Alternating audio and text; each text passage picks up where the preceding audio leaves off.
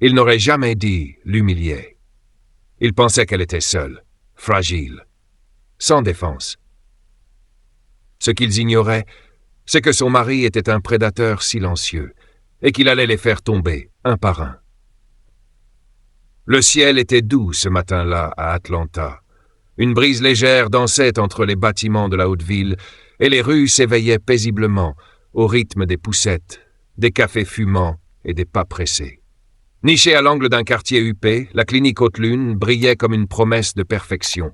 Murs immaculés, verrières étincelantes, calme presque religieux. Le genre d'endroit où tout respire l'argent et la distinction. C'est devant ces portes que se tenait Maïssa Duroy. 6 mois de grossesse, une main posée sur son ventre, l'autre sur la lanière de son sac élimé. Elle portait une robe bleu ciel simple, élégante. Pas de marque de luxe, mais une présence lumineuse, douce et digne, noire, visiblement enceinte, seule. À l'intérieur, les regards glissaient sur elle comme si elle n'existait pas. Une réceptionniste releva brièvement les yeux avant de les replonger sur son écran. D'autres patientes en talons loup-boutin resserrèrent leur sac Prada en l'apercevant. Maïssa inspira profondément. « Allez, mon ange, juste un contrôle. Papa arrive bientôt. » Son mari, Théo, devait la rejoindre. Officier fédéral, il avait été appelé d'urgence ce matin, mais avait promis d'être là. Il tenait toujours ses promesses. Pourtant, l'absence pesait. Aujourd'hui, c'était leur première échographie 4D, une image du petit être qu'ils avaient créé, une première rencontre, et elle allait devoir l'affronter seule.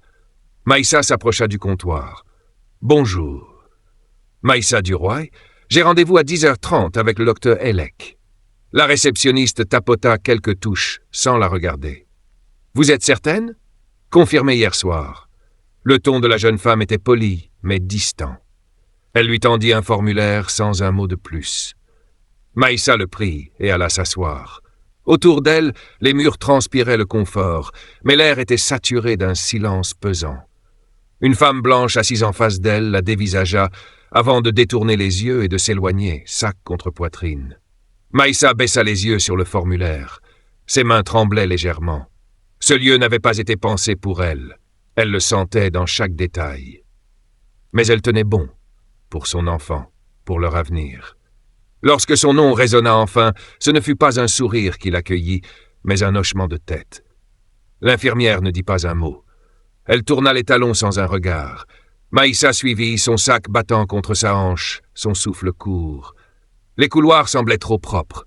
Les murs tapissés de photos de mères rayonnantes, blanches sans exception, ajoutaient à son malaise. La pièce dans laquelle on la fit entrer sentait le désinfectant et la lavande. Elle s'assit, tenta de se détendre. À 10h43, la porte s'ouvrit. Une femme entra, raide comme un pilier de glace. Manteau blanc impeccable, cheveux blonds tirés en chignon, regard d'acier. Le Dr. Elec. Aucune salutation. Pas de sourire. Elle s'approcha comme si Maïssa était un objet de curiosité. « Vous êtes Maïssa Duroy ? Oui, bonjour. Je suis venu pour l'écho 4D, comme prévu. » Le médecin ne répondit pas. Ses yeux descendirent le long du corps de Maïssa, pas avec bienveillance, mais avec mépris. Puis, d'un ton sec, « Vous êtes seul. Mon mari arrive. Il a été retenu au travail. » Un rictus furtif effleura les lèvres du médecin. « Bien sûr. » Elle se tourna vers le bureau, fouillant des papiers, puis se redressa brusquement. « Je vais être franche. Ce n'est pas un centre de santé communautaire ici. Nous accueillons des femmes qui ont un vrai projet parental, pas des cas sociaux. » Maïssa blêmit. « Pardon ? Vous arrivez seul, vous avez l'air de sortir d'un Greyhound, et vous voulez quoi ? Une photo souvenir. » La gifle n'était pas physique, elle était bien plus brutale. Maïssa se leva, les poings serrés. « J'ai pris rendez-vous, je suis venu poliment. Ce que vous dites est inacceptable. » Le docteur Elec se rapprocha, chuchotant presque. « Vous savez être poli quand vous avez besoin de quelque chose. Mais ensuite ça crie, ça vole et ça se plaint de discrimination. » Un silence, poisseux, irréel. Puis, elle recula et lança. « Tiens, c'est drôle. Ma montre a disparu, une Cartier. Vous n'auriez pas vu quelque chose ?» Maïssa resta figée. « Vous m'accusez ? Je n'accuse personne. J'appelle la sécurité. » Et elle sortit, laissant la porte claquer dans le silence. Quelques instants plus tard, 2 agents de sécurité blancs, massifs, entrèrent. Pas un mot de trop, pas un geste doux.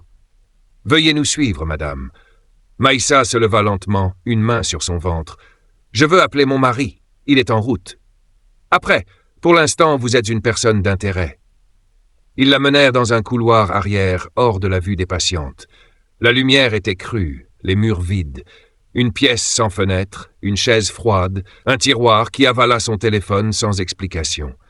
Elle n'avait plus que son souffle et ce bébé qui grandissait en elle. Mais ce que la clinique ignorait, c'est que Théo Duroy venait d'arriver et que ce qui allait suivre, personne n'était prêt à le vivre. Si tu es encore là, c'est que cette histoire t'a touché. Alors n'attends pas. Abonne-toi maintenant. Active la cloche et laisse un like pour soutenir ce genre d'histoire vraie qui parle à tous. Ton soutien compte et on continue l'histoire maintenant. Théo Duroy n'était pas seulement un mari, il était un homme de justice, un fédéral. Et ce jour-là, la justice avait un visage, le sien. Lorsque Théo passa les portes vitrées de la clinique Haute-Lune, le monde sembla ralentir. Son costume sombre épousait parfaitement sa carrure athlétique, son insigne brillant sur la veste comme une lame affûtée. Il n'avait pas besoin de hausser le ton. Sa seule présence imposait silence et respect. Mais ce matin-là, ce n'était pas du respect qu'il voulait. C'était des comptes. Il s'approcha de l'accueil. La jeune réceptionniste releva la tête, son sourire commercial figea net lorsqu'elle croisa son regard. « Bonjour, Maïssa Duroy, mon épouse. Elle avait rendez-vous à 10h30 avec le docteur Elec. Où est-elle » La main de la réceptionniste trembla légèrement sur la souris. Je crois qu'elle est descendue avec la sécurité. Pour quelle raison ? Un silence lourd. Elle n'osa pas mentir, pas face à ce regard. Un objet du médecin aurait disparu. Théo sortit calmement un porte-carte en cuir. Il l'ouvrit. Badge fédéral. Département des droits civiques ? Je veux voir ma femme. Maintenant. Ou appeler quelqu'un qui peut m'y conduire. Les couloirs défilèrent. Chaque pas de Théo résonnait comme un coup de marteau sur l'orgueil de l'établissement.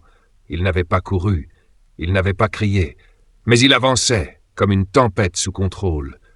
Quand il poussa la porte de la salle de sécurité, il la vit, Maïssa, assise, tendue, son regard chaviré par l'injustice, les mains sur son ventre.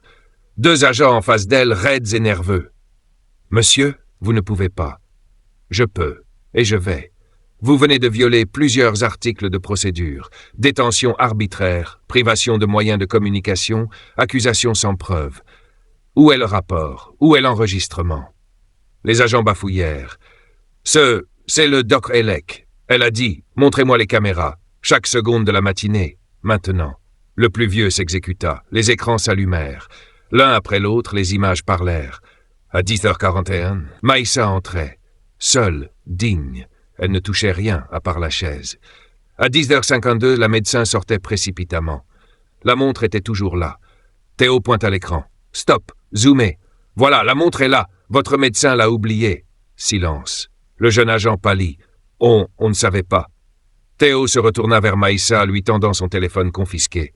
« C'est terminé. Tu es en sécurité. » Puis il fixa les 2 hommes implacables. « Préparez vos déclarations. Une plainte formelle est déjà en cours. » Mais ce n'était pas fini. Pas encore. Ils montèrent à l'étage. Et cette fois, Maïssa n'était pas seule. Elle marchait au bras de Théo. Et chaque œil qui se posait sur eux sentait que quelque chose avait basculé. La direction les attendait. Un comité éthique improvisé, blême et raide derrière une table en verre. Et face à eux, le docteur Elec. Bras croisés, mâchoire contractée. Toujours aussi froide. Mais beaucoup moins sûre. Théo posa un dossier sur la table.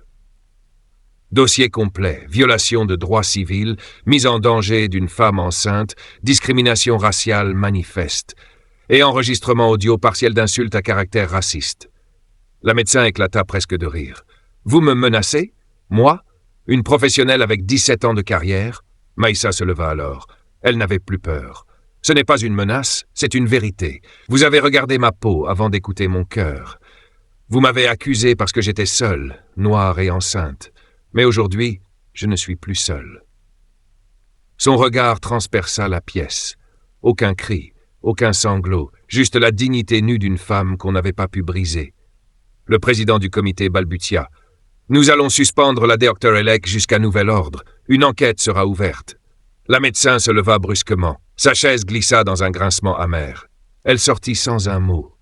aucun regard, aucun regret. Quelques jours plus tard, la clinique publiait un communiqué officiel. Suspension de la médecin, révision de tout le protocole d'accueil, mise en place de formation obligatoire sur les biais inconscients. Mais Maïssa ne s'arrêta pas là. 2 semaines plus tard, elle se tenait devant la presse, son ventre rond porté par l'écho de sa voix. Cette histoire n'est pas qu'à moi. Elle est à toutes les femmes qu'on regarde de travers, à toutes celles qu'on humilie dans le silence poli des institutions. Aujourd'hui, je dis « assez ». Nous sommes là, nous restons debout. À côté d'elle, Théo, immobile, fièrement silencieux, et dans le regard de tous, une certitude nouvelle. Plus jamais. Tu veux que ces histoires existent, qu'elles soient entendues et partagées? Alors montre-le. Abonne-toi maintenant, active la cloche et soutiens chaque mot avec un like. Ton geste donne une voix à celles et ceux qu'on a trop longtemps fait taire.